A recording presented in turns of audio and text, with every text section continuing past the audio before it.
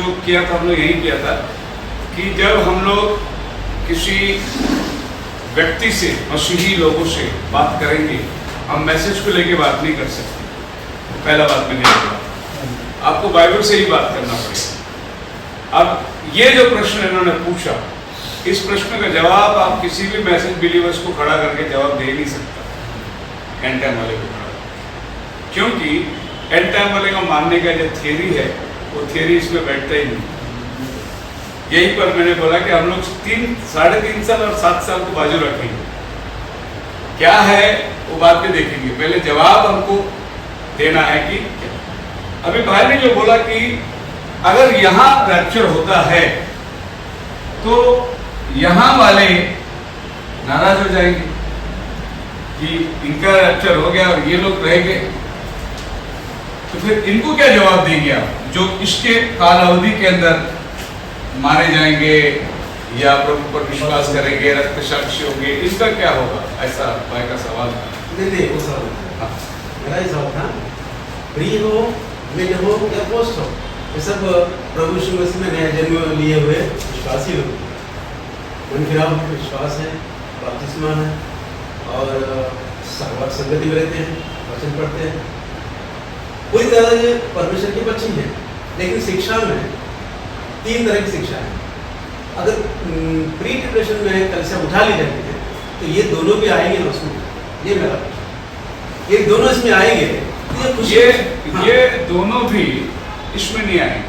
हाँ, वो आप कैसे कैसा है वही उनको समझा दें। हाँ, ये दोनों इसमें नहीं आएंगे क्योंकि ये सीक्वेंस ऑफ टाइम है, मतलब अलग अलग समयों का इसमें उच्छार है। जैसे आपने 2 बात पढ़ी थी, एक 42 महीना पढ़े थे आप और फिर 1260 दिन पढ़ा था।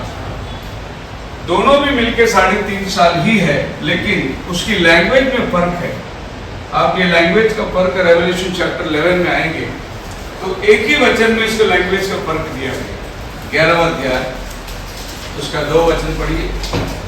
पर मंदिर के बाहर का आंगन छोड़ दे, हाँ, उसे मत नाप, हाँ, क्योंकि वह अन्य जातियों को दिया गया है जी, और वे पवित्र नगर को 42 महीने तक रोक देंगे। हाँ, यहाँ पर अन्य जाति करके लिखा है, जेंटाइल्स, ठीक है।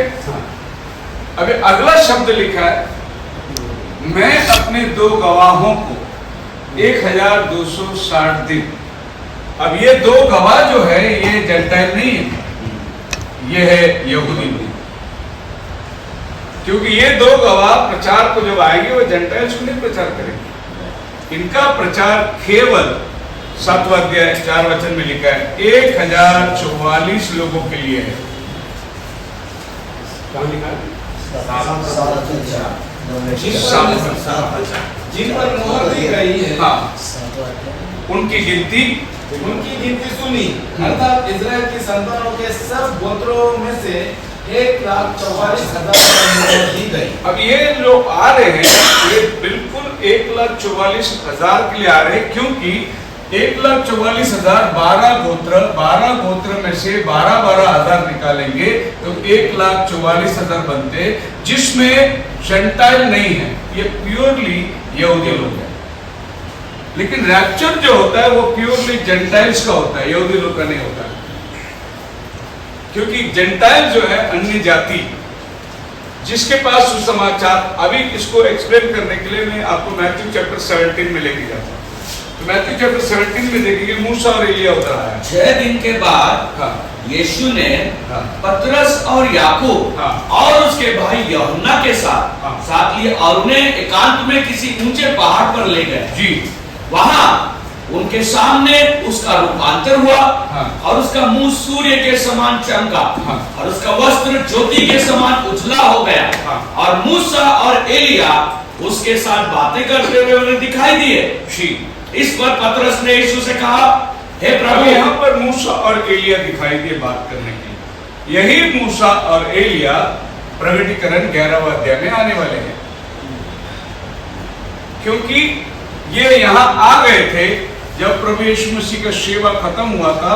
वे दोनों आ गए क्योंकि यीशु मसीह के बाद में यहूदियों के लिए ये दोनों की ही सेवा है। पर यहाँ पर प्रभु ने क्या किया, उनको वापस कर दिया।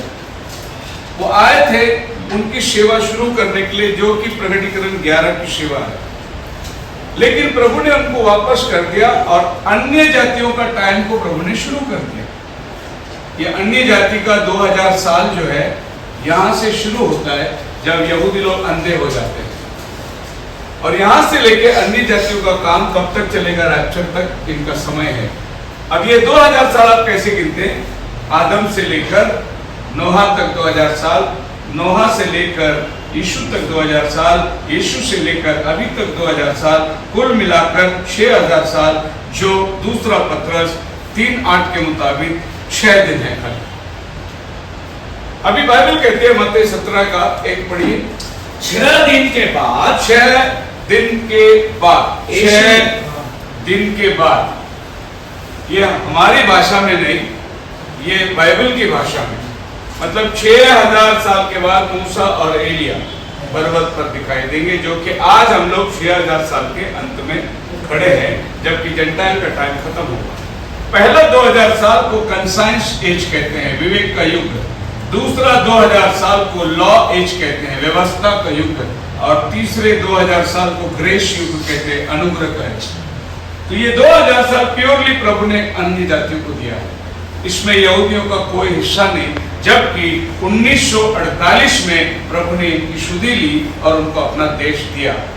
अब प्रभु उनके साथ डील करने के लिए जा रहा है, और यहाँ पर अन्य जाति अंधे हो रहे हैं।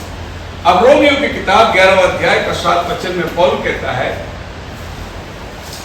7 वचन, वो इसलिए परिणाम क्या हुआ? हाँ, यह कि इस्राएली जिसकी खोज में थे, हाँ, वो उनको नहीं मिला, परंतु चुने हुओं को मिला जी, और शेष लोग कठोर किए गए जी। जैसा लिखा है, हाँ। परमेश्वर ने उन्हें आज के दिन तक भारी नींद में डाल रखा है, हाँ। और ऐसी आंखें दी जो न देखे, हाँ। और ऐसे कान जो न सुने। और दाऊद कहता है, उनका भोजन उनके लिए जाल और फंदा और ठोकर और दंड का कारण हो जाए। अब बाइबल कहता है उनका गिरना अन्य जातियों का उद्धार का कारण है। अथवा मैं कहता हूँ, क्या उन्होंने इसलिए ठोकर खाई कि गिर पड़े? हाँ। कदापि नहीं, कदापि नहीं। परंतु मतलब उनके गिरने से पौल ये बता रहा है कि वो अनजान थे? नहीं। वो इसलिए ठोकर खाए कि उन्हें मालूम नहीं था? नहीं, वो मसीहा के इंतजार में थे, उन्हें मालूम था शास्त्र वाक्य हर एक बातें, लेकिन उनके गिरने के कारण अन्य जातियों को उद्धार मिला। ये उनको नहीं मालूम था कि प्रभु उद्धार में अन्य जातियों को भी मिरास में लेगा, ये उनको नहीं मालूम था।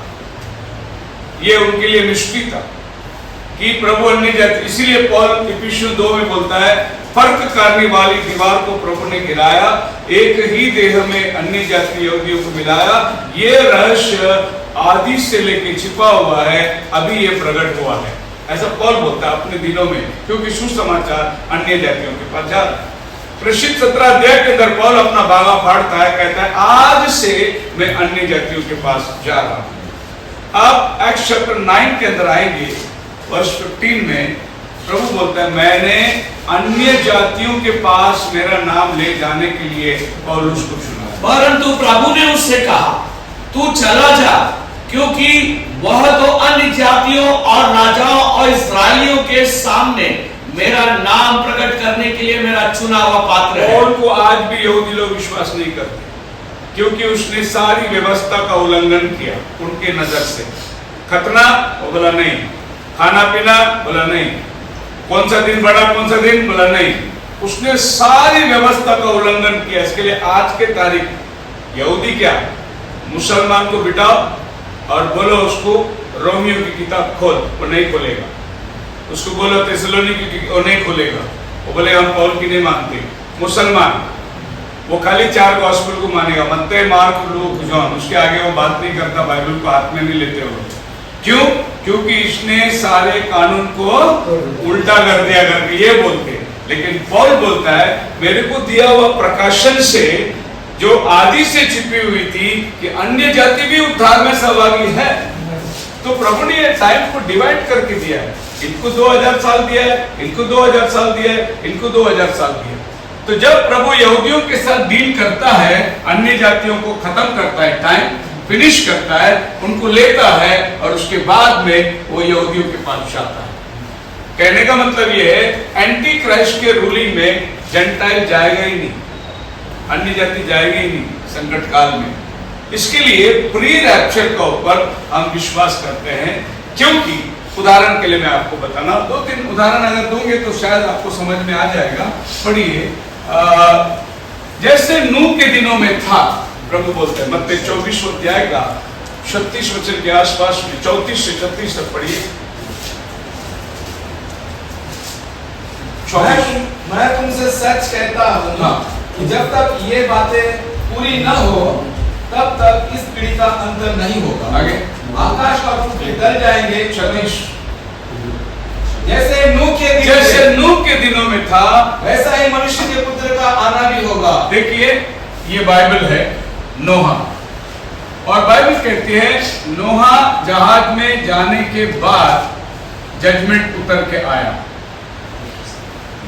अब ये नोहा जो है ये ट्रिब्यूलेशन सेंट को दर्शाता है, संकट काल में जाने वाला संतों के बारे में लिखा। लेकिन नोहा के पहले एक आदमी था, उसका नाम था हेनोक। वो आदम से 7वां पीढ़ी में आया, वो रैप्चर में गया। तो यहाँ 2 दृश्य को हम देखते हैं, एक चर्च है जो संकट काल में जा रही है, और एक प्रभु का चुना हुआ है जो संकट काल के पहले ही उठा लिया जा रहा है। ये है आपको पहला नमूना कि रैप्चर में ब्राइड पहला जाएगा, कलीसिया संकट काल में जाएगी। सो 2 चीज को दिन लेना, ये चर्च है और ये ब्राइड है, ये दुल्हन है, ये जिंदा जाएगी और ये संकट काल में जाएगी जो दुनिया भी चर्च।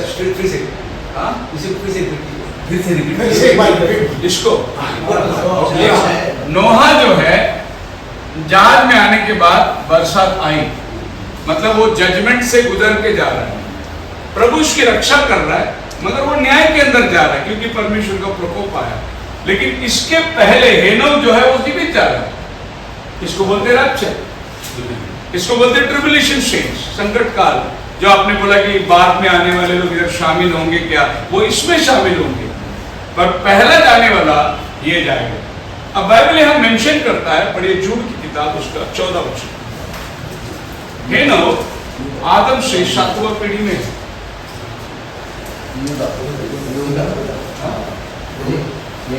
या जूड पहला अध्याय। हनोक ने भी हाँ। जो आदम से 7वीं पीढ़ी में था, हाँ। इनके विषय में यह भविष्यवाणी की, देखो प्रभु अपने लाखों पौत्रों के साथ आया। देखो, आदम से 7वां पीढ़ी में था।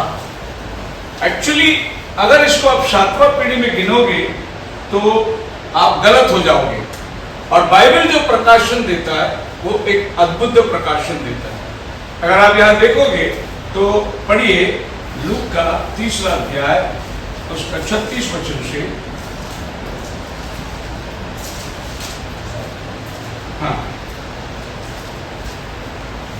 और वो केनान का, हाँ, और वो अरफक्षद का, और वो शेम का, और वो नू का, और वो लिमिक का, और वो मथुशिला का, और वो हनोक का, और वो इरिद का, और वो महलेल का, और वो केनान का, और वो एनोश का, और वो सेत का, और वो आदम का। देखो, एनोक जो है आदम से 8वां पीढ़ी में आता, 7वां पीढ़ी में नहीं आता।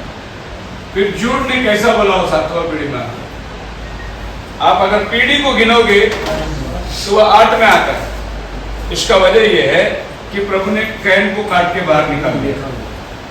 इसको निकालने के बाद ये 8वां आदमी 7वां में आ गया, वरना ये वचन छूट हो जाएगा। कैन को क्यों निकाला? आप पढ़िए पहला इतिहास की किताब, उसका पहला अध्याय पहला वचन में लिखा है, वंशावली के अंदर प्रभु ने कैन को निकाल दिया। आदम, सेत, एनोश, केनान, महलेल, एरेद। हाँ, अब यहाँ पर भी आदम के बाद आदम, सेत, एनोश, शेत का आया, कैन का नाम नहीं आया। ये दोनों जगह प्रभु ने कैन का नाम को काटा हुआ दिखाई दे रहा है, इसीलिए हेनोक 7वां पीढ़ी में आएगा। अब 7वां पीढ़ी वाला जिंदा जाता है, इसको आप रेवोल्यूशन में लेके आओगे पहले अध्याय के अंदर, तो हम देखते हैं 7 कलीसिया काल है। और ये 7 कलीसिया काल के अंदर पहला कलीसिया, दूसरा कलीसिया, ये 7 दीवट। अब ये कैंडलस्टिक मैंने इसलिए बनाया कि प्रकटीकरण एक डिश में लिखा है, वो दीवट क्या है, वो 7 कलीसिया का, अर्थात उन 7 तारों का भेद हाँ। जिन्हें तूने मेरे दाहिने हाथ में देखा था, हाँ। और उन 7 सोने की दीवटों का भेद, हाँ। वे 7 सातों कलीसियाओं के दूत है, हाँ। और वे 7 दीवट 7 कलीसियाएं हैं। ये 7 दीवट 7 कलीसिया है। और प्रभु ने बोला कि इन 7 कलीसिया को खत लिखना, और खत लिखने के टाइम प्रभु बोलता है जो बातें शीघ्र होने वाला है उनको लिख।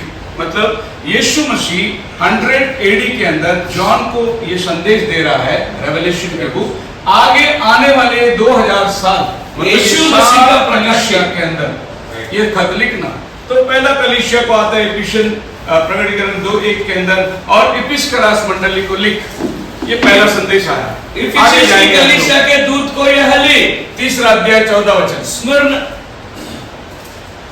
प्रकाशित वाक्य 3:14। लौदीकिया की कलीसिया के दूत को यह लौदीकिया लिख। की कलीसिया के दूत को लिख। हाँ, अभी यहाँ पर आप देखेंगे आखिरी कलीसिया, ये है 7वां कलीसिया जिसको लौदीकिया की कलीसिया कहते हैं।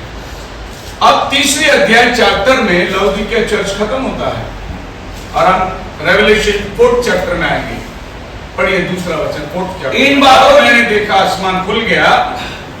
इन बातों के बाद जो मैंने दृष्टि की, तो क्या देखता हूं कि स्वर्ग में एक द्वार खुला हुआ है, और जिसको मैंने पहले तुरी की सबसे अपने साथ बातें करते सुना था, वही कहता है यहाँ ऊपर आ जा, यहाँ ऊपर आ जा। जॉन जो है कलीसिया को या रैप्चर के ब्राइड को दर्शाता है, यहाँ ऊपर आ जा।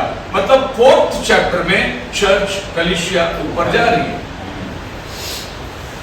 1-2 चैप्टर के अंदर 7 कलीसिया, 2000 साल के इतिहास, और यहाँ पर ये ऊपर जा रहा है।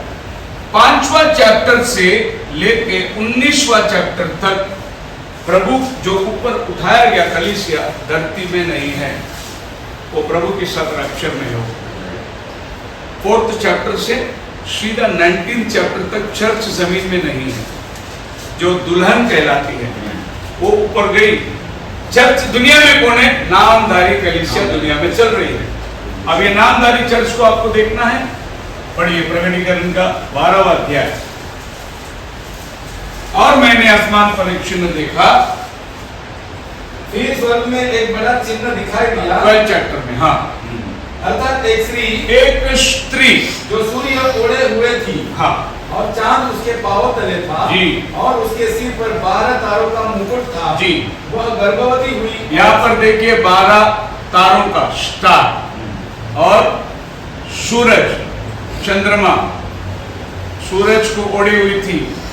सूरज धार्मिकता को दर्शाता है, चंद्रमा कलीसिया को दर्शाता है, 12 तारा 12 गोत्र को दर्शाता है। मतलब कुल मिलाकर ये चर्च जो है यहूदी चर्च है, ज्यूस लोग। अभी आप 17वां अध्याय में आएंगे, एक और औरत को आप देख सकते हैं 17th चैप्टर में, और ये औरत जो है विभूषण वेश्या का रूप में बैठी है। इसके हाथ में प्याला है, पवित्र लोगों का लहू पी के मतवाला है, 7 पहाड़ों पर बैठी है। ये है वर्ल्डली चर्च, दुनियावी चर्च, जो वेश्या का समान दिखाई दे रहा है। अब आइए 19वां अध्याय के अंदर, यहाँ एक औरत फिर दिखाई दे रहा है। अब ये औरत के बारे में बाइबल बोलता है अपने मेमने के लिए दुल्हन जैसी सच के आ रही है।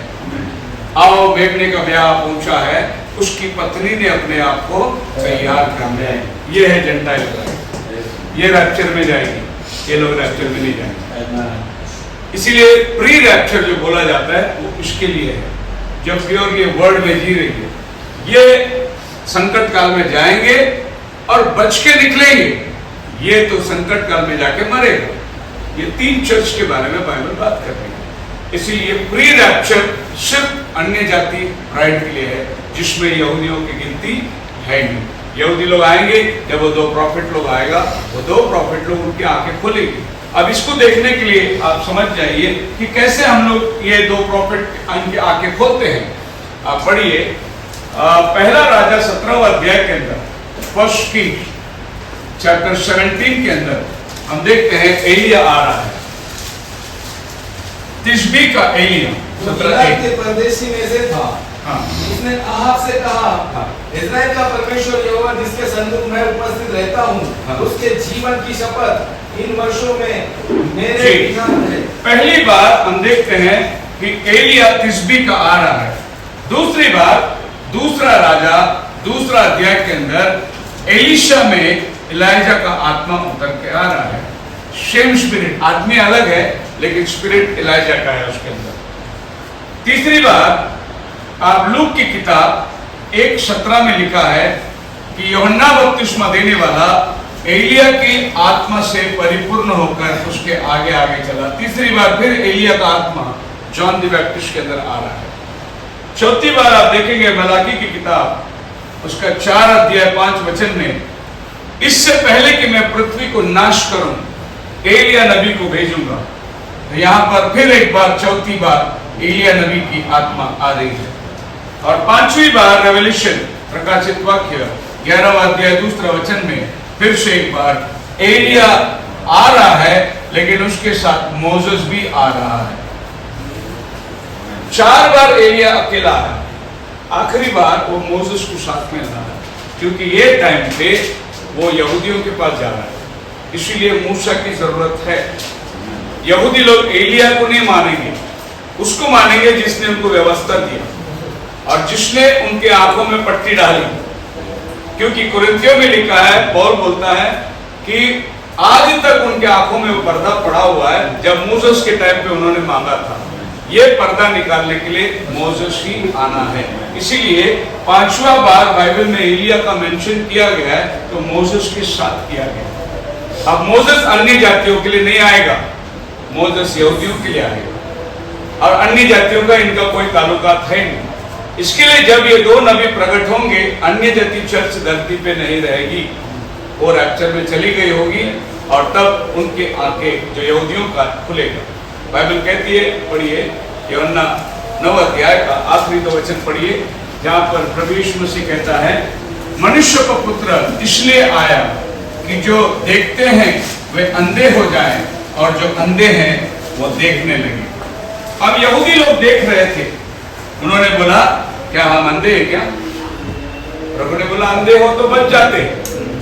अभी जब तुम बोलते हैं देखता हूं और दिख नहीं रहा है, तो तुम्हारे ऊपर तुम्हारा दोष आ गया है। तो परमेश्वर क्या कर रहा है? यीशु मसीह के आने से 2 घटनाएं पूरी होती है। एक, जो देखते हैं वो ब्लाइंड हो जाएंगे, और जो ब्लाइंड है वो देखने लगेंगे। यहूदी लोग जो देख रहे थे वो अंधे हो गए, हम जो अंधे थे हमारे आंखें खुल गए, ग्रेस टर्न हो गया। अभी इसी तरीके से जब मोसेस आएगा, एलिया आएगा, वो लोग हम अंधे होंगे और उनके आंखें खुल जाएंगे। ये पौलुस रोम 11 के अंदर हमें बता रहा है। तो ये रैप्चर था। आइए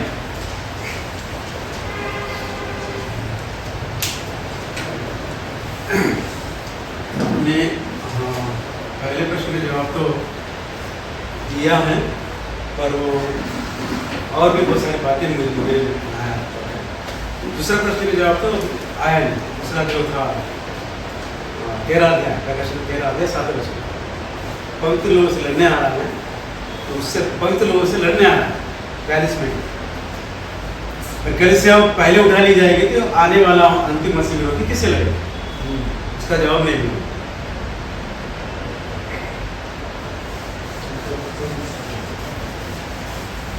तुमने जो मेरा पहले प्रश्न का जवाब दिया है, उसमें नूह का उदाहरण दिया है। आप एक पॉइंट क्लियर कर, पवित्र लोगों का बोले। हाँ, वो 13 अध्याय में, प्रकाशित वाक्य 13 अध्याय, आप बोले पवित्र लोग। वो कौन है? मैं पूछा। अच्छा, आप पूछ रहे हैं, आप उसका जवाब दो। इसका जवाब नहीं मिला मुझे। नहीं, जवाब देंगे। हाँ, एक रेफरेंस आपको बता रहा था कि अन्य जातियों को कभी भी बाइबल में पवित्र लोग नहीं बोला। पवित्र लोग सिर्फ यहूदियों को बोला गया, वो व्यवस्था के अनुसार पवित्र थे। अन्य जातियों को बाइबल कभी भी, ये तो यीशु के लहू से धुलकर ये पवित्र बने। हाँ, वो बिना लहू का। हाँ, वो तो व्यवस्था से पवित्र है। हाँ, अन्य जाति नहीं व्यवस्था से पवित्र है। हाँ, वही ना, तो प्रभु यीशु मसीह आगे से किस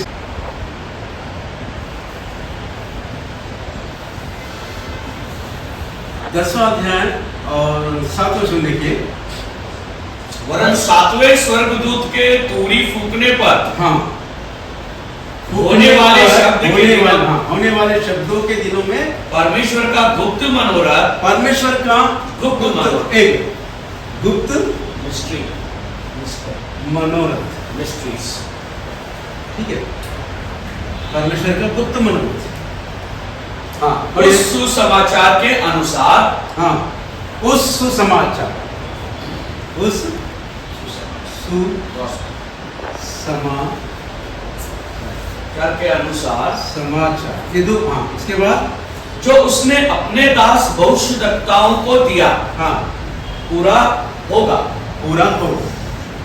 सुसमाचार के द्वारा परमेश्वर के मनोरथ जो पूरा होता है, जिसके विषय में किसको दिया है? अपने भविष्यद्वक्ताओं को दिया है। अब परमेश्वर का मनोरथ है, परमेश्वर का मनोरथ ये ने उनकी मन की बात,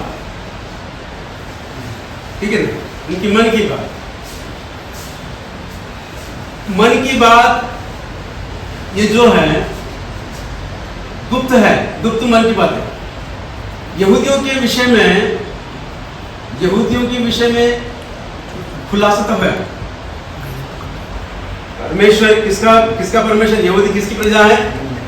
ठीक है ना, यहूदी परमेश्वर की प्रजा है, ये तो खुली बात है। अब मनोरथ क्या है? अन्य जाति,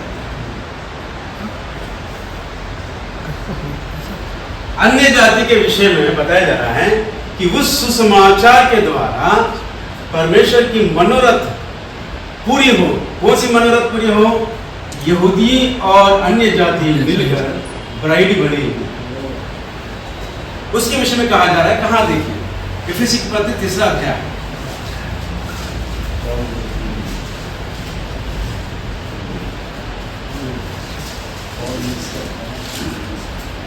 इफिसी के पत्र 3 अध्याय 6वां वचन। अर्थात यह कि हाँ, मसीह यीशु में हाँ, सुसमाचार के द्वारा, मसीह यीशु में सुसमाचार के द्वारा अन्य जाति लोग, कौन कौन? अन्य जाति मिरास में साझी, मिरास के साथी कौन है? अन्य जाति लोग हाँ, मिरास में साझी मिरास और एक ही देह के हाँ, प्रतिज्ञा के भागी है। कौन है? एक ही देह के प्रतिज्ञा के भागी है। भागी कौन कौन है? अन्य जाति, ये परमेश्वर का मनोरथ है। तो ब्राइड यानी यहूदी और अन्य जातियों का मिशन है। सो केवल अन्य जाति नहीं, उसमें यहूदी भी रहेंगे। और जिसके विषय में आपने बताया था भाई, प्रकाशित वाक्य 7वां अध्याय बताया ना, 144 लोगों के बारे में।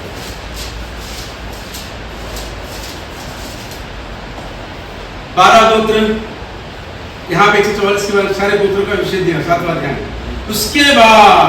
इसके बाद मैंने दृष्टि की और इसके देखो, हर जाति, हर कुल और लोग और भाषा में से हाँ, एक ऐसी बड़ी भीड़ हाँ, जिसे कोई गिन नहीं सकता था, हाँ, श्वेत वस्त्र पहने हाँ, और अपने हाथों में खजूर की डालियां लिए हुए हाँ, सिंहासन के सामने और मेमने के सामने खड़ी है ना? कौन कौन है ये?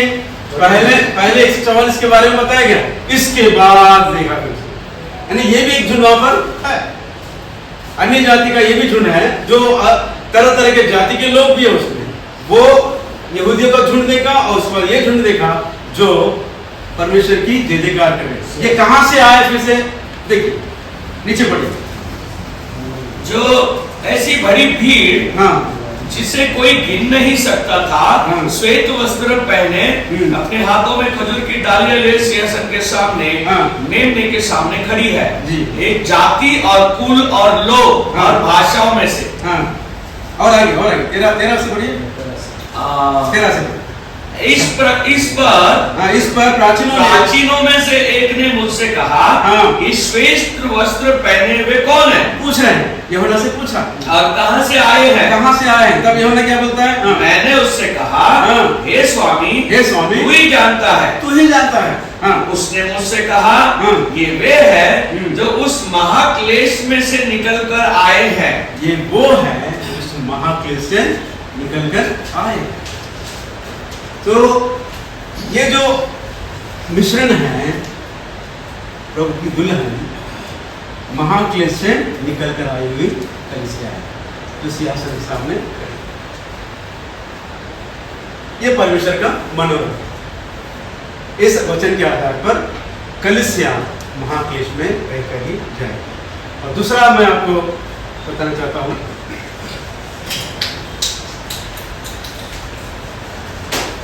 नूह के विषय में ये उदाहरण बातें थोड़ा और क्लियर करेंगे। अभी जो आपने किया था, एक बात पहला हम क्लियर करिए, जब सातवां दूत ये क्लियर, सातवां दूत कौन है, कहाँ से आया, आसमान का है, धरती का, वो क्लियर करिए। उसके बाद वो सातवां दूत क्या गुप्त मनोरथ बात को बोलेगा। आपने गुप्त मनोरथ बात को ऐसा लिया है, गुप्त यहूदी मनोरथ अन्य जाति, ऐसा आपने ऐसा लिया। लेकिन इंग्लिश बाइबल में मिस्ट्री, अलग अलग वर्ड नहीं है, मिस्ट्रीज, यानी the mystery of God. Mystery यानी क्या, एक भेद है, बराबर है। हाँ। हिंदी में जब पढ़ते हैं उसको हाँ। गुप्त मनोरथ, हाँ। आपने मनोरथ को अन्य जाति किया, गुप्त को यहूदी बनाया, बराबर है। पर इंग्लिश में ऐसा नहीं है। नहीं, गुप्त को यहूदी ने बताया।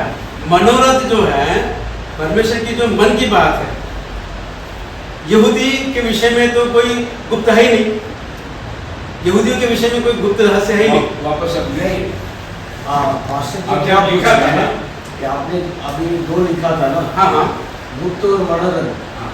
लेकिन तमिल में, इंग्लिश में हाँ, हाँ। दो वर्ड नहीं। अच्छा, एक वर्ड, एक ही वर्ड, एक ही वर्ड, गुप्त मनोरथ। हाँ, ऐसा नहीं। और वो कैसा है मालूम है, इंग्लिश बाइबल पढ़िए, मैं आपको कैसे लिख के बताऊं। इस मिस्ट्री ऑफ गॉड है, इसमें जेंटाइल भी नहीं है, यहूदी भी नहीं। But in the days of the voice of the seventh angel, हाँ, when he shall begin to sound, the mystery of God should be finished. परमेश्वर का रहस्य बात, Mystery of God should be finished. परमेश्वर के और जूस का जिक्र ठीक है, उसको वैसे भी लेकिन परमेश्वर की भेद की बात, तमिल भेद, में भी भेद, हाँ, परमेश्वर खाली only भेद। भेद, वेद की बात नहीं, भेद। परमेश्वर का भेद, बोलिए बात। देव रहस्य।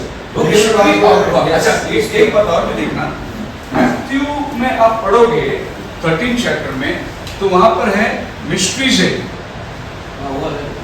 मिस्ट्रीज है, लेकिन यहाँ खाली मिस्ट्री है, एक, ये भी, खाली एक मिस्ट्री। और ये बहुत स्वर्ग, अब हम इसको लेंगे या इसको लेना पड़ेगा? नहीं नहीं, ये आप लेना, इसी को लेंगे। वो मैंने क्यों आपको ठीक पढ़ाया है, कि ठीक है, ये जो मिस्ट्री है, ये गॉड का है, ठीक है ना, सीधी बात। उनकी एक भेद है, उसके विषय में क्या फिनिश क्या बता रहे हैं, अपने भविष्यवक्ताओं के द्वारा जो बात बताई है, कौन सा है वो, सुसमाचार के द्वारा, सुसमाचार के द्वारा है ना। बाकी जो नीचे की बातें हैं सुसमाचार ही है ना, सुसमाचार के द्वारा उसे पूरा करना चाहता है जो भविष्यवक्ताओं के दिया है, चाहे वो गुप्त मनोरथ हो या यीशु क्या बोलते हैं अपने गॉड की मन की बात हो। गॉड के मन की बात जो है एफएससी 3:6 की बात है, सीधी बात है। नहीं, सीधी बात नहीं होता, मिस्ट्री ऑफ गॉड। नहीं, मैं क्या बोल रहा हूँ, क्या देखो, आपका मिस्ट्री, आप मैं सुरेश पर्सनल व्यक्ति, आपका मिस्ट्री मुझे नहीं मालूम, आप सुरेश है, आप पास्टर है या डीकन है, आपको कितने बच्चे हैं, और आपके बारे में परिचय, सिर्फ आपका परिचय। ठीक है, अपना परिचय दे रहे हैं ना, अपने परिचय के बारे में बता रहे हैं, आप ऐसा कह रहे हैं। मिस्ट्री ऑफ गॉड वो लोगों को खोल के बता रहे हैं। हाँ, वो भी कैसे है? सातवां दूत। नहीं, वो कैसे सुसमाचार बताया वो? नहीं, सुसमाचार नहीं होता नीचे ना। नीचे लिखा है ना, क्या बोले हैं? तब स्वर्गदूत ने मुझसे कहा, हाँ, 10 साल पहले। But in the days of the voice of the seventh angel, हाँ when he shall begin to sound, हाँ, the mystery of God mystery of God should be finished, finish. हाँ, उसके बाद as he had declared to his servants the हाँ। prophets. अपने दास भविष्यद्वक्ता को जो प्रकट किया, हाँ, वो क्या प्रकट किया? परमेश्वर का भेद भेद। परमेश्वर के परमेश्वर के किसके द्वारा? भविष्यवक्ता के द्वारा। अब इसका एक्सप्लेनेशन पास्टर सॉरी टू से मिस्ट्री ऑफ गॉड करके यही वर्ड को अगर हम ले लेंगे, वो तीमुथियुस में लिखा हुआ है ना कि वेद बड़ा गंभीर है। हाँ, What is the mystery of God? God manifested into flesh, that is the mystery करके वो पौलुस बता रहा है। तो मेरा मिस्ट्री प्रश्न ऑफ गॉड, ये Okay. वर्ड को अगर हम लेंगे कि गॉड का मिस्ट्री, की गॉड क्या है, गॉड कौन है, उसकी अस्तित्व कितनी है, वो कैसा है, वो कहाँ रहता है, उसका एड्रेस क्या है, क्योंकि आज गॉड के बारे में अलग अलग चर्चों के अलग अलग अभिप्राय है, अनेक अभिप्राय है। तो उसके लिए इसमें आने से पहले फर्स्ट वर्ड मैं क्या बोलता हूँ? नहीं बात एक्सप्लेन करिए आप। और 7वें दूत के हाँ, तुरी को देखिए बता रहा हूँ। और तब उस स्वर्गदूत ने मुझसे कहा,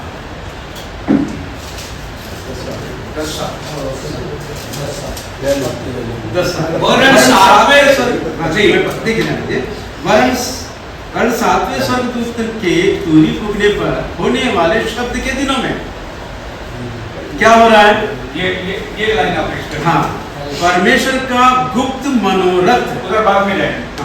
गुप्त मनोरथ किस काम के द्वारा हो रहा है? सुसमाचार के सुनाने के द्वारा, सुसमाचार के अनुसार। सातवां दूत दे रहा है वो। हाँ, वो उनके देखिए पास देखिए कुछ- परमेश्वर क्या चीज है, परमेश्वर के मन में क्या बात है, परमेश्वर के क्या उद्देश्य है, परमेश्वर का क्या लक्ष्य है, ये सीधी बात है। परमेश्वर क्या चीज है सबको समझाने के लिए सुसमाचार को दिया है, सुसमाचार को देकर बता रहे हैं कि ये काम मैंने अपने भविष्यवक्ता को दिया है।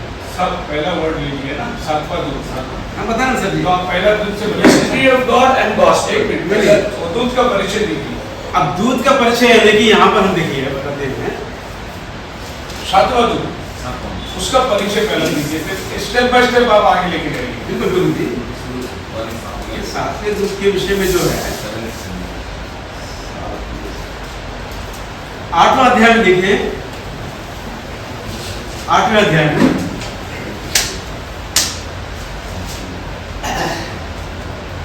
8वां अध्याय 6वें वचन में देखिए। पढ़िए। एक बार तब एक मिनट, 8वें अध्याय में देखते हैं, यहाँ पे 7वीं मोहर खोली गई है। उसके बाद यहाँ पर 6वें वचन में जब मुहर खोली गई, 6वें वचन की बात यहाँ पर खुलासा हो रहा है।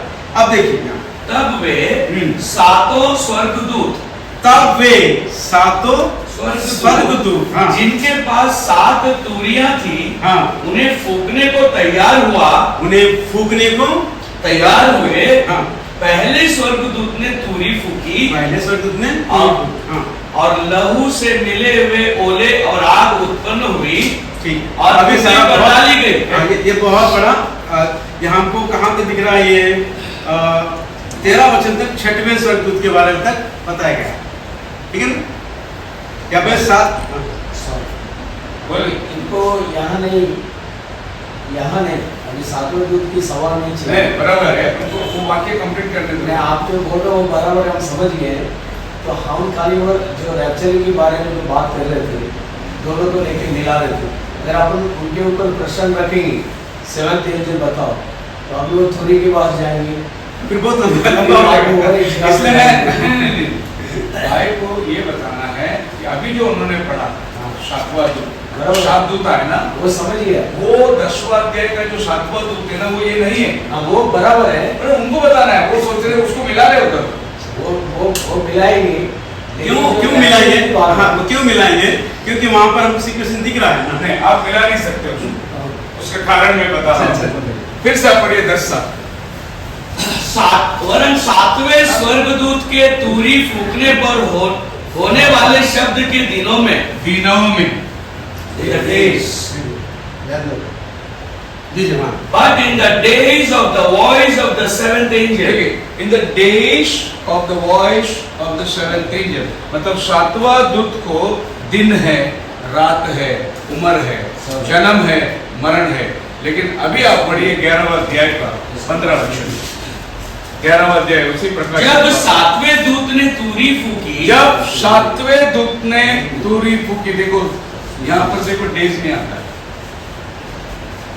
15 वचन। हाँ, ये दोनों भी सातवां दूत है। एक जगह बाइबल बोलते हैं वो धरती का दूत है सातवां, और एक जगह बाइबल बोलते हैं वो आपने जो अभी पढ़ा ना, 7 दूत तुरी लेके आया, वो 11वां अध्याय में 7वां दूत बजा रहा है। लेकिन 10वां अध्याय में 7वां दूत आसमान का नहीं बजा रहा सुनिए, है, धरती का। अब मैं यहाँ पर आपको डिक्लेयर करता हूँ। ठीक है, अब यहाँ 10 अध्याय 7वां का जो दूत है वो अलग है, और ये 15 वचन में जो दिखा है ये दूत जो है ये 7 तूरे का दूत है। तुरी सूर्य वाले ऊपर 7 तूरे। ठीक है, मान लीजिए परमेश्वर का मनोरथ जो बताया मैंने सुसमाचार के द्वारा, यहूदी और अन्य जातियों का मिश्रण जो उसकी दुल्हन है, उसके उठा लिए जाने के विषय में 15 वचन में बताया है ना। 7वीं दूत तुरी फूकी जा रही है। नहीं, वो 7वां दूत के ऊपर ही बात करिए आप। नहीं, सो बता रहा सर, मैं ये बता रहा हूँ कि ये जो 7वीं तुरी आप बोल रहे हैं वही 7 तुरियों का आखिरी तुरी है। वो तुरी आसमान में बज रहा है। ठीक, और सुनिए, ये 10वां अध्याय का तुरी जमीन में बज रहा है। अच्छा, मैं आप और एक एनालिसिस को नहीं, आप वचन देखिए ना। मैं वही बता रहा हूँ, 7 तुरी को लेकर बताता हूँ। अब देखिए कुरिन्थियों में लिखा गया है कि अंतिम तुरी पढ़िए। अब क्योंकि अब समय आया, अलग विषय है। अच्छा जी, हाँ, वो अलग विषय है। इस 7वें दूत के बारे में बात। मैं बता रहा हूँ सर जी, सुनिए तो मेरी बात। वो 7वां दूत जो है ये 8वें अध्याय में जो 7 दूत जो है ना, उसी के है वो। फिर वो एक बार धरती में भी बजा रहा है और एक बार आसमान में भी बजा रहा है। हाँ, अब बार तो नहीं बजा रहा। अब देखिए मैं बताता हूँ, धरती में कौन बजा रहा है, आसमान में कौन बजा रहा है, ये सभी एक ही है या अलग अलग है, आपको मैं बताना चाहता हूँ।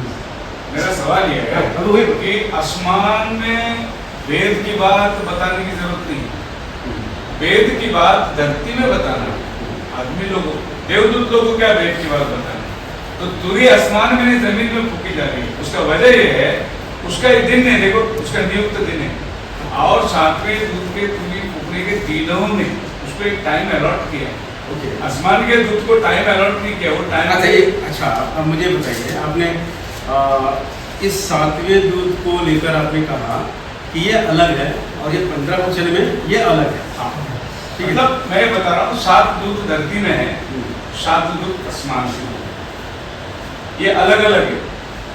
अब ये दोनों एक है तो आप स्क्रिप्चर दीजिए उसको। दोनों अलग है, मैं आपको स्क्रिप्चर देता हूँ। नहीं, अलग है, सही बात है, लेकिन उसको फिर से थोड़ा सा ट्रेंड करना पड़ेगा। अंतिम दूरी से आकर फिर बाद में तुरी में जाइए मत, खाली इतना बताइए वो दूध जो तुरी फूक रहे हैं ना, वो कौन फूक रहा है, वो उतना बताइए ना। मेरा तो कहने का मतलब है, जो दूध फूक रहे हैं, मेरा तो कहने का मतलब है 8वें अध्याय में जो हमने 7 दूतों को देखा है वो 10वां का एक ही है। मेरा जो प्रकाशन है, जो मुझे प्रकाशन मिला है 8वें अध्याय के 6वें वचन से जो 7 दूत है, 7 दूतों के विषय में तुरी के विषय बताते हुए 13 अध्याय में 6वां तुरी फूकी गई। यहाँ पे 10वां अध्याय में 7वें वचन में इसके विषय बताया गया है। फिर 11वां अध्याय में फिर 15 वचन में भी वही तुरी के साथ में तुरी 8 हो गया ना, तो फिर 8 हो गया ना। नहीं, यहाँ पे 8 नहीं हुआ, 7 यहाँ पे वही बात बोला। बराबर है, पर ये मैं बोल रहा हूँ कि वो जो 7 लिखा है ना, उसके आजू बाजू में क्या वर्ड लिखा है?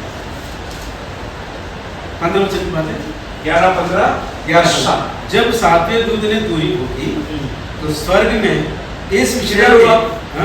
किधर हुआ? स्वर्ग में। ठीक है, सुनिए, जब 7वें दूत ने तुरी फूकी तो स्वर्ग में अभी इस विषय पर बड़े, हाँ मानिए, इस विषय पर बड़े शब्द होने लगे। इस स्वर्ग में हो रहा है, ठीक है। जगत का राज्य हमारे प्रभु और उसके मसीह का हो गया, यानी कि जगत का और सारा राज्य मसीह का हो गया, और वह युगानुयुग राज्य करेगा। बराबर। ठीक है, 7वें तूरी के में जाए। अभी साहब सुनिए, आप मेरा आगे अब ये 6वें वचन में देखिए, 24 प्राचीन परमेश्वर साथ, ये सारा कुछ वहां पे दृश्य दिखाई देगा। ठीक है, अब 18 वचन में देखिए, स्वर्ग में दिखाई दे रहे दृश्य को 18 वचन में देखिए। 11 जातियों ने, हाँ 11, जातियों ने क्रोध किया पर तेरा प्रकोप आ पड़ा और वह समय आ पहुंचा कि मरे हुओं का न्याय किया जाए और तेरे दास भविष्यवक्ताओं और पवित्र लोगों को, भविष्यवक्ता और पवित्र लोग और मरे हुओं का न्याय किया जाए, तेरे दास भविष्यवक्ता और पवित्र लोगों को और छोटे बड़े जो तेरे नाम से डरते हैं बदला दिया जाए और पृथ्वी बिगाड़ने वाले नष्ट किया जाए। छोटे बड़े जो तेरे नाम से डरते हैं बदला यानी कि न्याय किया जाए। यहाँ किसका न्याय किया जा रहा है? बदला यानी यहाँ पर कौन कौन है? मरे हुए लोग और भविष्यवक्ता और पवित्र लोग। मरे हुए लोग अंतिम तूरी जब फूकी जा रही है, अंतिम तूरी जब फूकी जा रही है तो मरे हुए लोग और जीवित लोग। मरे हुए लोग बदल सवाल वो है नहीं। सुने तो मेरी बात सुनिए। मरे लोग उठा लिए जा रहे हैं और जीवित लोग भी बदल कर उठा लिए जा रहे हैं। तो ये 15 अध्याय में जो 7वें स्वर्गदूत पूरी फूकी है, उसके उठा लिए जाने के बाद यहाँ पर स्वर्गदूतों का कोलाहल मचा है, स्वर्ग में मचा है। बात सीन समझ आ रहा है? यहाँ जो स्वर्ग में कोलाहल, मेरी बात आप नहीं समझे। मेरी बात ये है कि 11वां अध्याय में जो 7वां दूत है और 10वां अध्याय में जो 7वां दूत है, ये दो अलग हैं। वो मैं बोल रहा हूँ, आप दोनों को एक बना रहे। हाँ वही तो मैं बता रहा हूँ सर जी। ये देखिए, मेरे प्रकाशन के अनुसार 7वें दूत के समय के काल में क्या हो रहा है?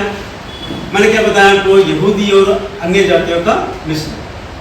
वो वर्ड भी उधर नहीं है ना, जो आप बोल रहे हो वो वर्ड इंग्लिश में है ही नहीं। एक समय में प्रभु यहूदियों के साथ और अन्य जातियों के साथ कैसे वो काम कर सकते कैसे काम हैं? कैसे काम? हम वो नहीं जानते, पर यहाँ पर देखिए यहाँ पर प्रभु हमको स्वीकार करेंगे, लेकिन यहूदी तो स्वीकार करना ठीक है। हम 3:6 को क्या करेंगे? एफएससी 3:6 को क्या करेंगे? आप हाँ, एफएससी 3:6 को क्या करेंगे? क्योंकि शुरुआत में हाँ। जो नए कलीसिया की जो शुरुआत हुई थी वह यहूदियों से हुआ था, और जितना भी जो बोल रहे हैं ना, जो वहाँ पर यहूदियों से शुरुआत के जो कलीसिया थे, यहूदी से एक कलीसिया की शुरुआत है। जो पौल ने, तो पौलुस ने यहूदियों के लिए और पौलुस को संत परमेश्वर ने अन्य जातियों के लिए ठहराया और यहूदियों को संत पतरस को ठहराया। ये दोनों को मिलाते हैं तो यहूदी और अन्य जाति मिल गए। आप एक्सप्लेनेशन किया, पर एक्चुअल बाइबल में ऐसा नहीं है ना। हिस्ट्री ऑफ गॉड वो एक्सप्लेन करने की जरूरत नहीं है। वो इनके थियरी की हिसाब से आप एक्सप्लेन कीजिए, तो बाइबल की थियरी में वो आते नहीं। चलो मैं आपको एक सवाल और पूछता हूँ इसमें, इसी के बीच में, अगर आप नहीं बैठिए, समझ जाए तो इधर आ जाइए। एक और बात, मेरा प्रश्न है, देखिए 8वां अध्याय और 9वां अध्याय में 7 तुरी बज रही है, ट्रम्पेट 6 तुरी, और 7वां तुरी जो है, 7th ट्रम्पेट जो है वो 11वां अध्याय में बज रहा है। एक चैप्टर बीच में छूट गया, वो चैप्टर है 10th चैप्टर। अभी आप इसको थोड़ा और पीछे चले जाएंगे तो आप देखेंगे 6वें अध्याय में, 6th चैप्टर रेवलेशन में 6 मोहर खुल रही है, और 7वां मोहर 8वां अध्याय में खुल रही है। 7वां मोहर, इसके बीच में 10वां अध्याय छूट गया, ये 7वां अध्याय छूट गया और ये 10वां अध्याय छूट गया। मेरा सवाल यह है कि ट्रम्पेट के टाइम प्रभु 10वां अध्याय को अलग कर रहा है, सीधे 9 में और फिर सीधे 11 में जा रहा है, और मोहरों के टाइम 6 वो यहाँ खोल रहा है और सीधे 7वां जो है वो 8वां अध्याय में जा रहा है, 7 बीच में वो छोड़ रहा है। ऐसे एक एक चैप्टर बीच में खाली क्यों रख दिया?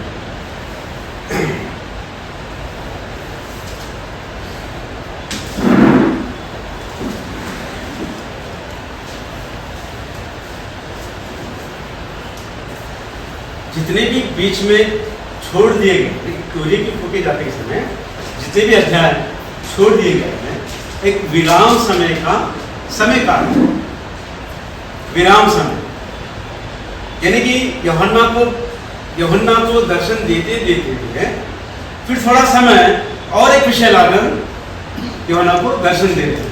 बहुत सारे हम देखते हैं, अब जैसे आपने बताया ना 8वें अध्याय 6वें वचन से लेकर 8वें अध्याय में तूर्य के विषय में बताया गया, 9वें अध्याय में बताया गया, और 9वें अध्याय के 13वां वचन में 6वां तूर्य पूरा हो गया। अब 10वां अध्याय आया तो 10वां अध्याय में देखिए यहाँ पर 10वां अध्याय के पहले से 6 वचन में और एक दूसरा दृश्य दिखाया, यहाँ पर और एक दूसरा दृश्य दिखाया। उसके बाद 7वें स्वर्गदूत के विषय में यहाँ पर बताया गया है ना, यहाँ 7वें स्वर्गदूत के बारे में बताया गया है। फिर 11 अध्याय में वो 7वें दूत को संपूर्ण कार्य, यहाँ पर उसका संपूर्णता दिखाई। ऐसे बहुत सारे अध्याय हैं जो उसका मतलब है कि वो 7वां दूत को 2 जगह पे बताया, 10वें और 11वें में। हाँ, 2 जगह इसलिए बताया है, यहाँ पर विराम समय है। 10वां अध्याय का 6 वचन तक जो है एक विराम समय है। विराम समय दे देकर प्रभु ने यूहन्ना को दर्शन दे दिया है। सो 7वां तूर्य जब फूकी जा रही थी, उन 7वें तूर्य के फूके जाने पर सुसमाचार सुनाया जा रहा है। सुसमाचार के द्वारा कलीसिया जो तैयार हो रही है, उसका तैयारी होने का समय पूरा होते ही 15 वचन में फूकी गई है और कलीसिया स्वर्ग में दिखाई दी। और कलीसिया स्वर्ग में दिखाई दी है, वहां स्वर्गदूतों का कोलाहल है। ये मेरा प्रकाशन। फिर 7वां अध्याय में 1,44,000 आते हैं। हाँ।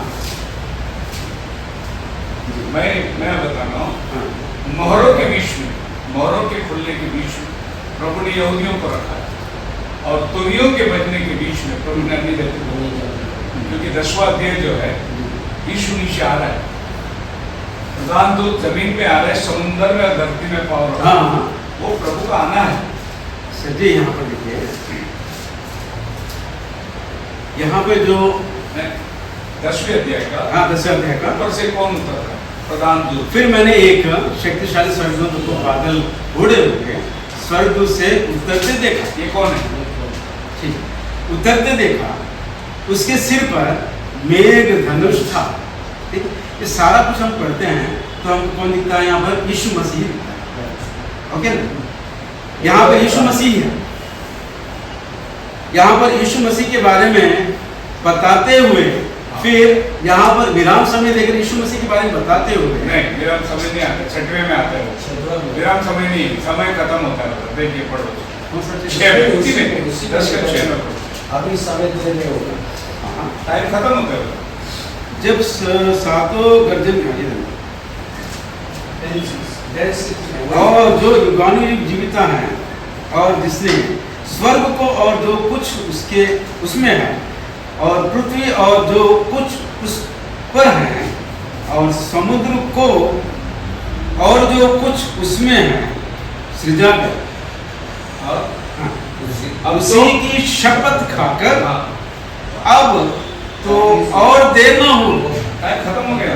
सुनिए, विराम समय की बात कर रहे हैं। सुनिए सर जी, अब बताते देखिए विराम समय यानी यहाँ 7 तुरियों के विषय में बताते हैं यूहन्ना को परमेश्वर ने फिर रिमाइंड किया, वहां पर फिर से विराम समय दिया 7वें तुरी के बताने से पहले।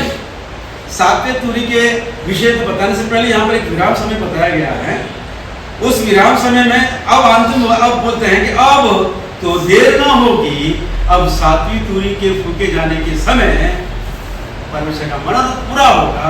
और 15 वचन में, और एक 15 वचन में कलीसिया 7वीं तुरी फूकी गई है, वो कलीसिया उठाई ली गई है। अच्छा, आपके 15 वचन में कली से नहीं जा रही है। एक विषय को मैं लेना चाहता हूँ, तुरी फुकाई जा रही है, लेकिन ये 7th एंड का वॉइस करके ये अलग है, वो अलग है। ये वॉइस मतलब आप सुन सकते हो। 10 जो है वो ये 10 साल की बात कर रहे हैं ना। वो कौन है? वरन देखिए मेरे हाथ में जो बाइबल है, वरन 7वें स्वर्गदूत के तुरी फूंकने पर होने वाले शब्दों के दिनों में उसकी शब्द सुनाई देगा, ठीक है ना। तो वो दूध का सुनाई देगा।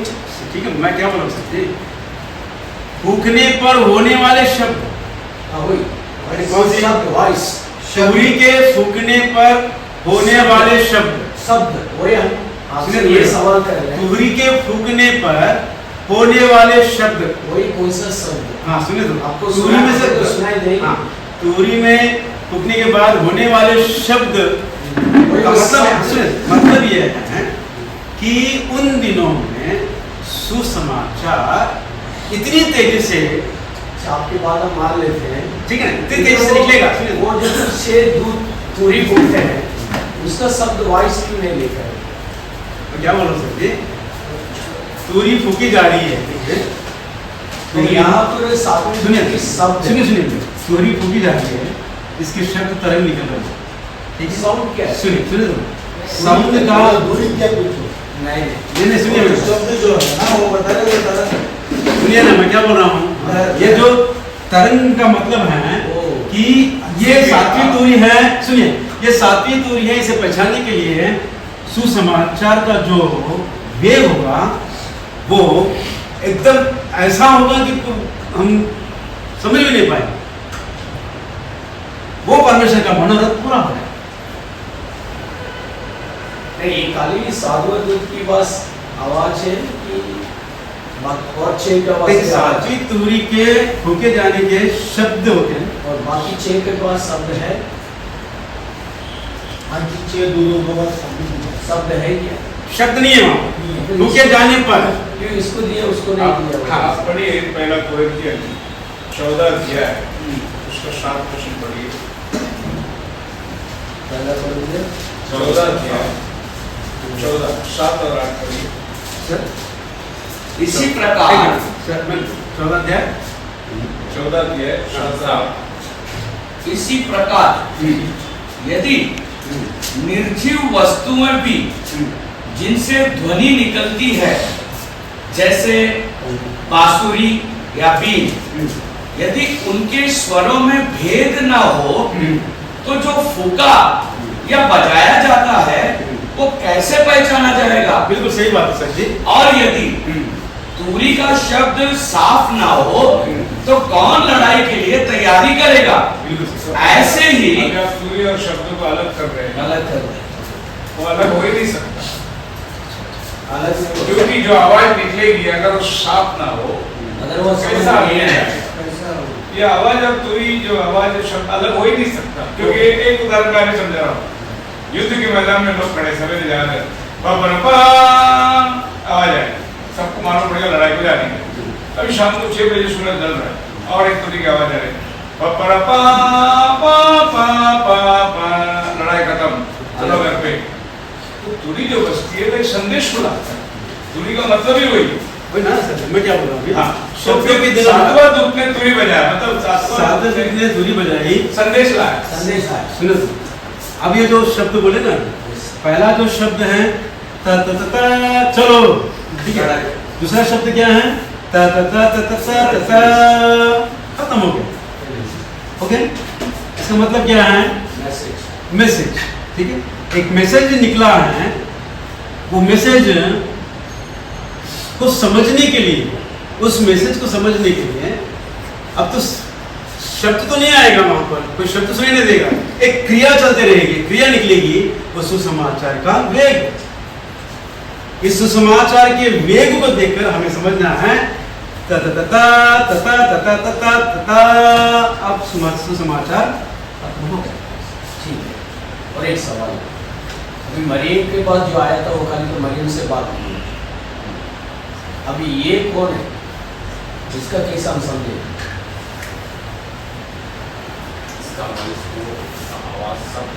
ये कौन है इसका संदेश को हम कैसे समझे? मैं भी बताया सर जी, अभी तुरी के जो भी हो, नहीं, मेरा सवाल सिंपल है, मरियम के पास जो आया था वो अपन तो पहचानते हैं कि उससे आगे संदेश दिया तो मरियम समझ गया।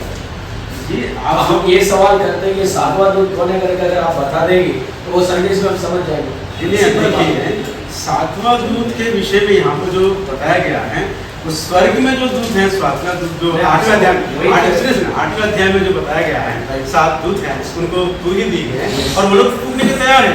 6 दूतों की बस है, वो स्वर्ग दूत है जो फूकने की तैयारी में अभी आप मेरे बात तो समझा होगा तो मरियम के पास एक संदेश लेके एक दिन आए थे। हाँ तो वो तो समझ गया कि कौन है, गाब्रिएल दूत है। बराबर है। तो ऐसे मैंने ये पूछ रहा कि ये कौन है। ये दूध को ये आप जो बोल रहे हैं ना, ये कोई पृथ्वी का व्यक्ति नहीं है, ये स्वर्ग। देखिए यहाँ पर सुनिए मेरी बात, यहाँ मान लेता हूँ मैं। हम संकेत करके बताते हैं पृथ्वी का। हाँ वही हम इसके लिए आपको इसे बताना। देखिए आपसे इसके लिए हम सवाल कर रहे हैं, आप गलत मत समझिए। नहीं गलत मैं नहीं समझूंगा, मैं भी सीखने का मन रखता हूँ। मैं भी कोई इतना ये नहीं कि मैं ये मेरा ही सही है, ऐसा कुछ नहीं है। हमारा मेरे आपका आप जो लेके आए हो हमारा भी फायदा है। मैं सच बोलता हूँ, बस हम सब मिलकर आपस में बैठ के सीख रहे हैं। इधर है ना दबर है, आपस में धार हो रही है। बात ये बोल रहे हैं शायद हम सबसे ऊपर हो गए।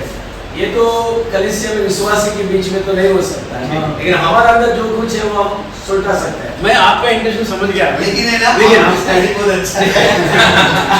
आपकी कोशिश जो भी है वो अच्छा है, वो आपकी नहीं मेरा सही नहीं है, वो ये सब दिया वो है। और तो इस स्टडी में लेकिन लेकिन जहाँ लेकिन हो गया वहाँ जवाब नहीं। दूध के बाद ओके चलिए आगे अभी हम आपको बताएंगे वो जमीन सही का है। है। मेरा और एक प्रश्न आपके पास, मेरा जो पहले दो वचन के पहले दो प्रश्न किए, हाँ दूसरा आंसर नहीं मिला मुझे। और मैं आपको आप इधर आ गए।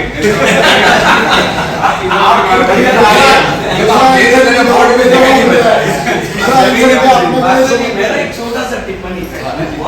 बहुत अच्छा अप्रिशिएट बहुत अच्छा अप्रिशिएट वेलकम। हाँ नहीं तो अब मैं इसमें नहीं जा रहा हूँ, बहुत छोटा हूँ, मैं सीख रहा हूँ आप लोगों से बस। बहुत अच्छा बहुत इसके तो अच्छा बात है। अभी जौहर विटनेस आएगा, वो अपना विचार को अपना रेवलेशन, उसके पास अपना रेवलेशन है। अच्छा मरियम हमारी माता, बोलो यरूशलेम हमारी माता, वो बाइबल से बताएगा, वो अपना रेवलेशन रखेगा।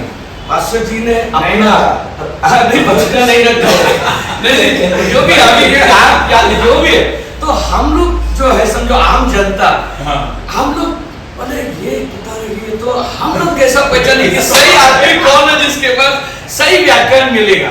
अब वो अगर व्यक्ति मिल जाएगा अपने को, जैसा सातवां दूत ने मैसेज दिया तो वो सातवां दूत को ढूंढना पड़ेगा पहला कि ये बंदा इसके पास ये अगर मिल गया तो वो फिर वो क्या बता रहा है वो भी मिल जाएगा, तो वहां पर आना पड़ेगा अपने को।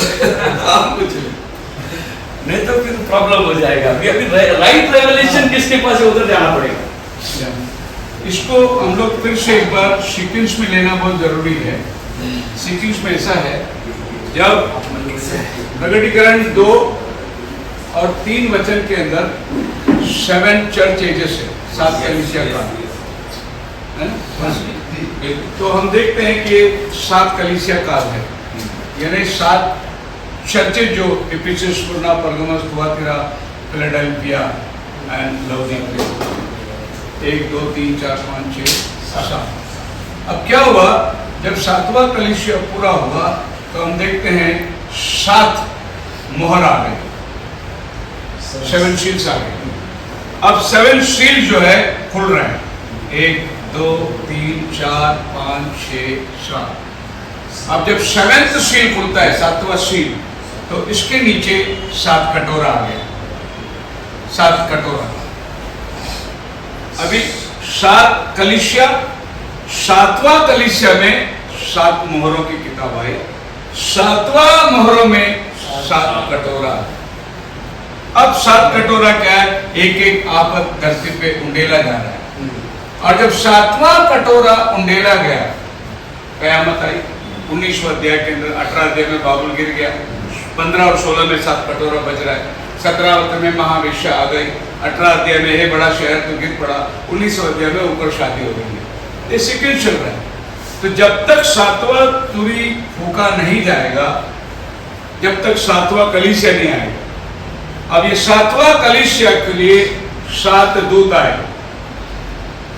अब ये 7 दूत में से 7वां कलीसिया का दूत ने जब तुरी फूका, तब गुप्त मनोरथ बात खुल गया। ये है 10वां अध्याय का 7वां वचन। फिर 3:7 का क्या उसका कैसा लगा? एफेसियंस 3:7 का पूछ रहे हैं। फिर 3:7 का कैसा लगा? 3:7 का पूछ रहे हैं। एफेसियंस पढ़ ले। एफेसियंस 3:7 का हाँ, उनका सवाल वो है। पढ़ ले। अर्थात यह कि हाँ। मसीह यीशु में सुसमाचार के द्वारा अन्य जाति लोग हाँ। विरासत में साझी हाँ। और एक ही देह के और प्रतिज्ञा के भागी है। क्या है? जेंटाइल्स एंड यहाँ ज्यूज पर, हाँ। का मिश्रण। मिश्रण। उनका सवाल ये इधर है। दूत किधर है? जूस में हम इसकी बात कर रहे हैं। हम लोग दूध की बात कर रहे हैं। वो अलग है, ये अलग है। तो आप मिस्त्री की बात कर रहे हैं। ये अलग विषय, ये विषय को अलग रखते हैं। हम दूत की बात कर आप रहे हैं। मिस्त्री में चलेंगे। आप जो बात आपके माइंड में जो है वो हम समझ गए हैं कि किधर ना किधर यहूदी और अन्य जाति एक होना है। That is the mystery.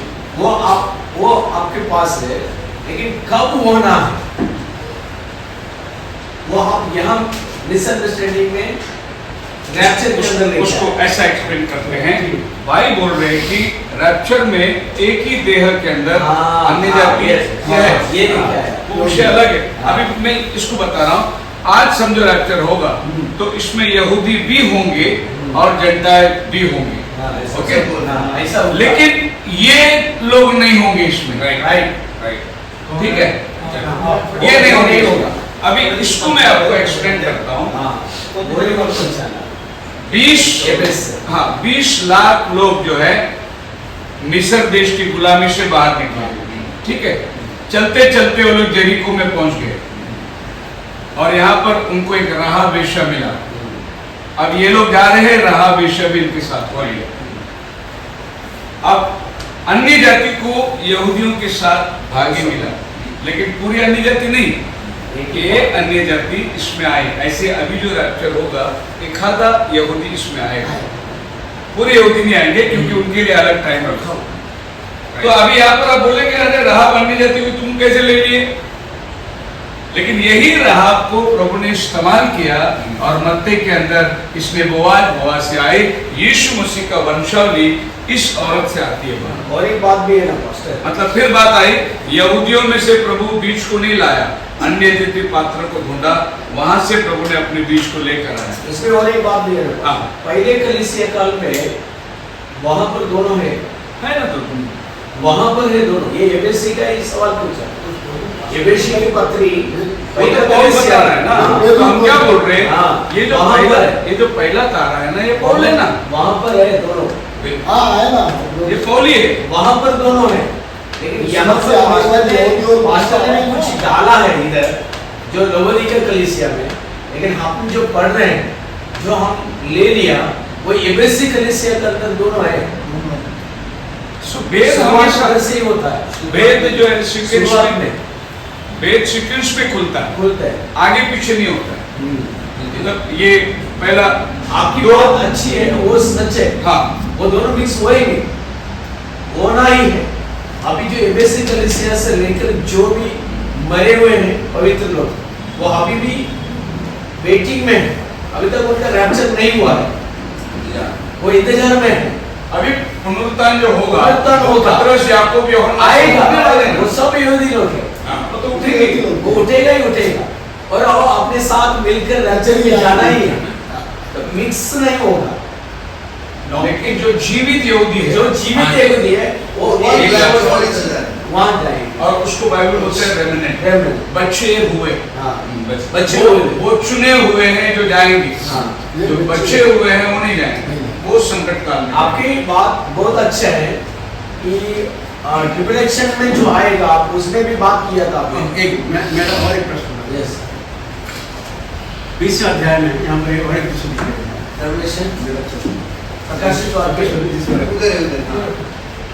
प्रकाशित वाक्य प्रकाशित वाक्य से 20वां अध्याय। हाँ। चौथे वचन से पढ़िए। फिर मैंने हाँ। सिंहासन देखे और यूहन्ना देख रहे हैं, ठीक है ना, यूहन्ना दर्शन देख रहे हैं। हाँ। और उन पर लोग बैठ गए और उनको न्याय करने का अधिकार दिया गया। ठीक है। हाँ। मैंने उनकी आत्माओं को भी देखा, मैंने उनकी आत्माओं को भी देखा जिनके सिर यीशु की गवाही देने हाँ। और परमेश्वर के वचन के कारण काटे गए थे, हाँ। और जिन्होंने हाँ। न उस पशु की और न उसकी मूर्ति की पूजा की थी, हाँ। और न उसकी छाप हाँ। अपने माथे और हाथों पर ली थी, हाँ। वे जीवित होकर हाँ। मसीह के साथ 1000 वर्ष तक राज्य करते रहे। हाँ। जब तक ये 1000 वर्ष पूरे ना हुए, हाँ। तब तक शेष मरे हुए न जी उठे। हाँ। यह तो पहला पुनरुत्थान है। यह तो पहला पुनरुत्थान है। ये कौन सा पुनरुत्थान है? पहला। पहला यानी इससे पहले कुछ नहीं है, यही पहला है। पहला यानी इससे पहले कोई पुनरुत्थान नहीं है। इससे वाला है क्या हो गया? इससे वाला यीशु मसीह ने भी यीशु नहीं, मसीह ये first है, आपके सबसे तो ये मैं क्या बोल रहा हूँ? वो क्या वर्ड बोल रहा है? पहला लिखा है। पहले शब्द देखिए, पहला ठीक है। शब्द की परिभाषा बता रहा हूँ मैं। ठीक है। पहले शब्द मान गया। हाँ। फिर मैथ्यू चैप्टर 27 के अंदर 27 जो उठे थे खबर बोल के, उसको कौन सा पुनरुत्थान बोलोगे आजाद? ठीक है। वो जो नहीं, उसको कौन सा नंबर दोगे? बता नहीं सकते। देखिए, पुनरुत्थान दो प्रकार के हैं। एक तो आइए पढ़ेंगे। पुनरुत्थान एक है, रूपांतर एक है, ऐसा है। मेरे पूरा होने दीजिए, मेरा पूरा होने दीजिए। इस पुनरुत्थान के बारे में पूरा होने के बाद आप यहाँ से देखिए, आपने वहाँ जो पुनरुत्थान के यीशु जो पुनरुत्थान मरे थे, मैथ्यू चैप्टर 27 वहाँ जो पुनरुत्थान हुआ है वो क्या चीज है? नहीं, नंबर बता रहे समझ, नंबर बता रहे समझ। सार्वत्रिक पुनरुत्थान जो है केवल दो है। पहले जो पुनरुत्थान हुए हैं वो इसके मॉडल है, उदाहरण है। मैं समझा रहा हूँ। उसका स्क्रिप्चर दो। नहीं सुनिए सर, कितने नहीं।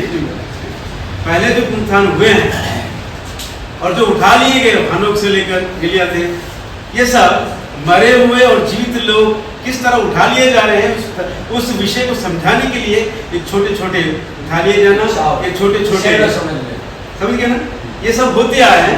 लेकिन अंत में दो जो पुनरुत्थान हैं, एक जीवन का है और एक दंड का है। आइए वो कॉमन है, वो कॉमन सार्वत्रिक जनरल रिजरेक्शन। छोड़ दीजिए, अपन तो इधर ही रुकेंगे। नहीं जनरल रिजरेक्शन की बात कर रहा हूँ। वो तो अलग है।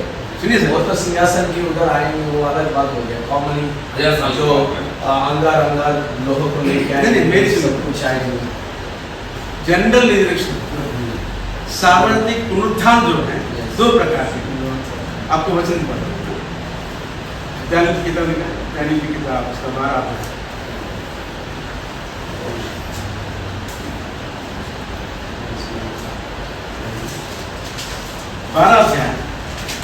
और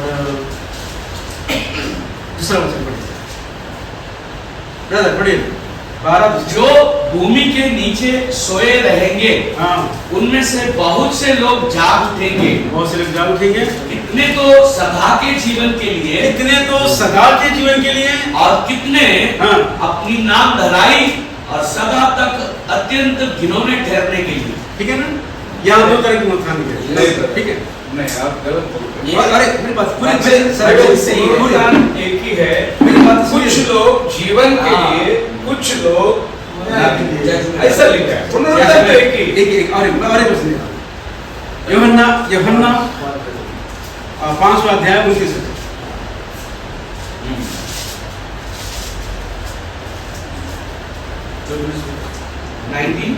पाँच 29।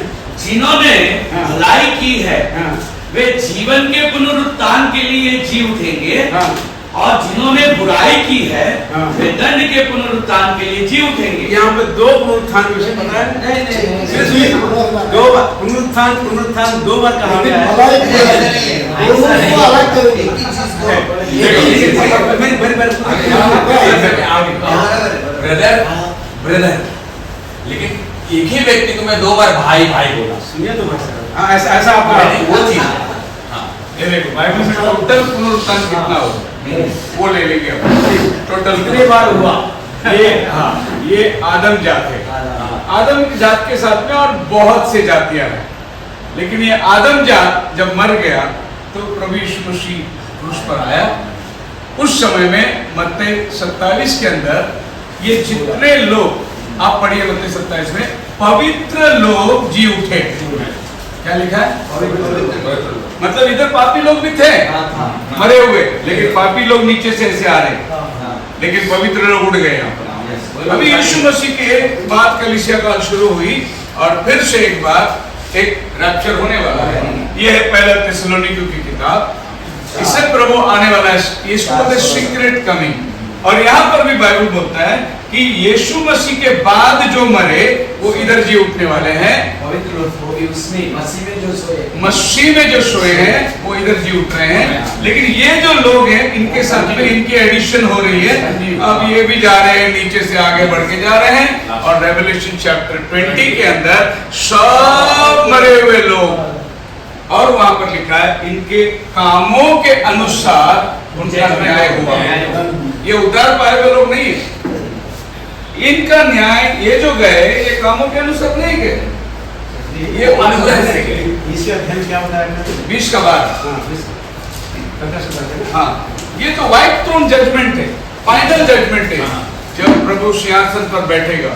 और वहां लिखा है और जितने मरे थे समुद्र ने दे दिया, जितने धरती पर थे, जितने का मतलब क्या है, आदम से लेकर जितने मरे हुए थे सब दे दिया यहाँ। लेकिन पवित्र लोग एक यहाँ उठ गए जो यीशु मसीह के बाद मारे गए, और ये यहाँ उठ गए जो आदम के पहले और यीशु के बीच में मरे गए। ये पुनरुत्थान है बाइबल में। 2 बार पुनरुत्थान लिखा तो 2 पुनरुत्थान है नहीं। यहाँ जो बताया गया ना, सर यहाँ पहला आप लोग ने जो क्वेश्चन किया है ना, वो क्वेश्चन का जवाब किया है। हाँ, लिया तो वो पहला जवाब दो, उसके बाद दूसरा सवाल। उसके लिए पूरा रात जाएगा। हाँ, ऐसा ही चलते रहेगा, रात नहीं ऐसा है, नहीं होगा। ऐसा है, सुनो, ऐसा 7 बजे हम लोग का बाइबल स्टडी उल्लासनगर और तो 6 बज चुका है। हम लोग मीटिंग में यहाँ बंद करेंगे, प्रार्थना करेंगे, हम लोग विदा होंगे, क्योंकि बाइबल स्टडी में काफी लोग आने वाले हैं और मीटिंग में भी मुझे जाना है। और हमारा भी टाइम जो है हम लोग 5 बजे सेट रखेंगे, उससे आगे नहीं जाएंगे, ताकि टाइम हम लोग ऐसा नहीं बिता सकते। यानी हम भाई को धन्यवाद देते, भाई को है, हम लोग फिर मुलाकात करेंगे। और अच्छा भाई से कई एक बातें जानने को मिला, सीखने को मिला, बहुत प्रभु का धन्यवाद हो। और मैं उम्मीद करता हूँ कि हम लोग की बात भी भाई को पटी होगी, हम लोग बैठ के बात करेंगे इसके ऊपर।